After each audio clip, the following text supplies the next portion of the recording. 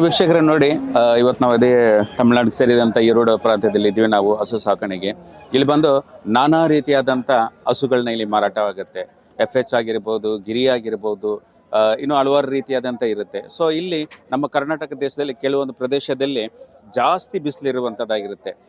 ಉದಾಹರಣೆಗೆ ನಾವು ಬಂದು ಈಗ ಬಳ್ಳಾರಿ ಇರ್ಬೋದು, ಹಾಸನ ಕಡೆ ಇರ್ಬೋದು, ತುಮಕೂರು ಕಡೆ ಇರ್ಬೋದು, ಮೈಸೂರು ಕಡೆ ಇರ್ಬೋದು, ಅಥವಾ ನಮ್ಮ ಬೆಂಗಳೂರು ಪ್ರಾಂತ್ಯದಾಗಿರಬಹುದು. ಸೊ ಅಲ್ಲೆಲ್ಲ ಬಂದು ಸ್ವಲ್ಪ ಬಿಸಿಲು ಜಾಸ್ತಿ ಇರುತ್ತೆ. ಸೊ ಮಳೆನೂ ಜಾಸ್ತಿ, ಬಿಸಿಲು ಜಾಸ್ತಿ ಇರೋದ್ರಿಂದ ಅಲ್ಲಿ ಯಾವ ರೀತಿಯಾದಂಥ ಹಸುಗಳನ್ನ ನಾವು ಸಾಕಲಿಕ್ಕೆ ಸಾಧ್ಯ, ಅದು ಆ ಒಂದು ಹೊಂದಾಣಿಕೆ, ಅದಕ್ಕೆ ಬೇಕಾದಂಥ ವೆದರ್, ಆ ಒಂದು ಇದಕ್ಕೆ ಸೇರಿದಂಥ ಆ ಜಾಗಕ್ಕೆ ಅದಕ್ಕೆ ಹೊಂದಾಣಿಕೆ ಬೇಕು ತುಂಬ ಮುಖ್ಯವಾಗಿ. ಸೊ ಅದಕ್ಕೆ ತಕ್ಕಂತೆ ಹಸುಗಳನ್ನ ಇಲ್ಲಿ ನಮ್ಮ ಮಣಿಕಂಠನವರು ಯಾವುದೇ ಊರಾಗಿರ್ಬೋದು, ಯಾವುದೇ ಜಿಲ್ಲೆ ಆಗಿರ್ಬೋದು, ಅವರು ನಮಗೆ ಅದಕ್ಕೆ ತಕ್ಕಂತೆ ಆ ಹಸುಗಳನ್ನ ಕೊಡಿಸ್ತಾರೆ. ಮುಖ್ಯವಾಗಿ ವಿಶೇಷವಾಗಿ ಏನಪ್ಪ ಅಂದರೆ, ಕೆಲವರು ಹೇಳ್ತಾರೆ ಈ ಥರ ಇದು 20 ಲೀಟ್ರ್ ಕೊಡುತ್ತೆ, 30 ಲೀಟ್ರ್ ಕೊಡುತ್ತೆ ಅಂತ. ಬಟ್ ನಮ್ಮ ಮಣಿಕಂಠನವರಲ್ಲಿ ನೀವು ಆ ಹಸುಗಳನ್ನ ತಗೊಳ್ಳುವಾಗ ಅವ್ರು ಹೇಳುವಂಥದ್ದು 20ರಿಂದ 22 ಲೀಟ್ರ್ ಬರ್ಬೋದು, ಅಥವಾ 18ರಿಂದ 16 ಲೀಟ್ರ್ ಬರ್ಬೋದು. ಅಂದರೆ 1 ಲೀಟ್ರ್ ಆ ಕಡೆ ಈ ಕಡೆ ಆಗ್ಬೋದು ಸಾಮಾನ್ಯವಾಗಿ. ಬಟ್ ಅದು 100ಕ್ಕೆ 100 ಅಷ್ಟೇ ಸತ್ಯವಾಗಿರುತ್ತೆ. ಅಷ್ಟು ಇಷ್ಟೆಲ್ಲ ಮಾಡಿದ್ರೂ ಸಹ ಒಂದೊಂದು ಬೆಳೆ ಯಾವ ರೀತಿ ಇರುತ್ತೆ ಅಂತ ನೋಡಬೇಕಾದ್ರೆ, HF ಆಗಿರ್ಬೋದು, ಅದು ಬಂದು ತೀರಾ ಕಡಿಮೆನೇ ಇರುತ್ತೆ. ಒಂದು 40,000 ರೂಪಾಯಿ, 60,000 ರೂಪಾಯಿಗೆ ಸಿಗುತ್ತೆ. ಸೊ ಜರ್ಸಿ ಅನ್ನೋದು ಬಂದು ಸ್ವಲ್ಪ ಜಾಸ್ತಿಗೆ ಹೋಗುತ್ತೆ.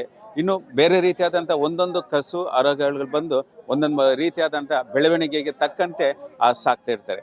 ಅಷ್ಟು ಮಾತ್ರ ಅಲ್ಲ, ಇದಕ್ಕೆ ಅವ್ರು ಏನು ಮೇವು ಕೊಡ್ತಾರೆ, ಅದಕ್ಕೆ ತಿನ್ನಲಿಕ್ಕೆ ಏನು ಆಹಾರ ಕೊಡ್ತಾರೆ ಅಂದರೆ, ಜೋಳ ಆಗಿರ್ಬೋದು, ಭತ್ತ ಆಗಿರ್ಬೋದು, ನೀರುಗಳಾಗಿರ್ಬೋದು, ಅದಕ್ಕೆ ಬೇಕಾದಂಥ ನಮ್ಮ ಕರ್ನಾಟಕದ ಇದರಲ್ಲೇ ಅದಕ್ಕೆ ಬೇಕಾದಂಥ ಪೌಷ್ಟಿಕವಾದಂಥ ಆಹಾರವನ್ನು ಕೊಡ್ತಾರೆ. ಸೊ ಅದನ್ನೆಲ್ಲ ಅವರು ಒಟ್ಟಿಗೆ ಮಿಕ್ಸ್ ಮಾಡಿ ಕನಿಷ್ಠ ಅದನ್ನ ಆರೋಗ್ಯವಾಗಿ ಸಾಕಿದ್ರೆ ಮಾತ್ರ ನಿಮ್ಗೆ ಈ ಸೈಜ್ಗೆ ನಮ್ಗೆ ಸಿಕ್ಕುವಂಥದ್ದಾಗಿರುತ್ತೆ. ನೀವು ಡೈರೆಕ್ಟಾಗಿ ನೋಡ್ಬೋದು. ನೋಡಿ ಎಷ್ಟು ಚೆನ್ನಾಗಿ ಸಾಕಿದ್ದಾರೆ. ಇಂಥ ಹಸುಗಳನ್ನ, ಇಂಥ ಕರುಗಳನ್ನ ನೀವು ಎಲ್ಲೂ ನೋಡ್ಲಿಕ್ಕೆ ಸಾಧ್ಯನೇ ಇಲ್ಲ. ಇನ್ನು ಇದಕ್ಕಿಂತ ಇನ್ನೂ ಒಳ್ಳೆ ರೀತಿಯಾದಂಥ ಹಸುಗಳನ್ನ ಇಲ್ಲಿ ಮಾರಾಟಕ್ಕೆ ಬರುತ್ತೆ. ಆಯ್ತಾ? ನೋಡಿ ಅದ್ರ ಕರು ನೋಡಿ, ಇದು ನೋಡಿ, ನೀವೇ ಲೈವ್ ಆಗಿ ನೋಡ್ತಾ ಇದ್ದೀರಾ. ಇದಿರುವಂಥ ಸೈಜ್ ಆಗಿರ್ಬೋದು, ಆಲ್ಮಡಿ ನೀವು ನೋಡ್ಬೋದು. ನೋಡಿ ಬಾ, ನೋಡಿ ಯಾವ ರೀತಿ ಇದೆ ಅಂತ ನೋಡಿ. ಮೇನ್ ಬೇಕಾಗಿರುವಂಥದ್ದು ನಮಗೆ ಸಾಕುವಣಿಗೆ. ಆ ಸಾಕುಗಾರ ಒಳ್ಳೆ ರೀತಿಯಲ್ಲೇ ಸಾಕಿರೋದ್ರಿಂದ ಇವತ್ತು ಇದು ಒಂದು ಒಳ್ಳೆ ಮಾಹಿತಿಗೆ ಬಂದಿದೆ. ಒಂದು ಒಳ್ಳೆ ವ್ಯಾಪಾರನಕ್ಕಿಂತ ಇದನ್ನು ತಗೊಂಡೋಗೋರು ಸಹ ಅವರು ಸಹ ಸಮೃದ್ಧಿಯಿಂದ ಬದುಕಬೇಕು, ಅವ್ರ ಜೀವನ ಸಹ ಆಧಾರಕರವಾಗಿರಬೇಕು. ಸೊ ಹಾಗಾಗಿ ಈ ಗೋಕರ್ಣನಾಗಿರ್ಬೋದು, ತಾಯಿ ಆಗಿರ್ಬೋದು, ಏನಾಗಿರ್ಬೋದು, ಬಟ್ ಅದು ಒಂದು ಒಳ್ಳೆ ಉತ್ತಮವಾದಂಥ ಫಲಿತಾಂಶ ಕೊಟ್ಟಾಗ ನಮಗೆಲ್ಲರಿಗೂ ಒಂದು ಒಳ್ಳೆ ಖುಷಿ ಆಗುತ್ತೆ.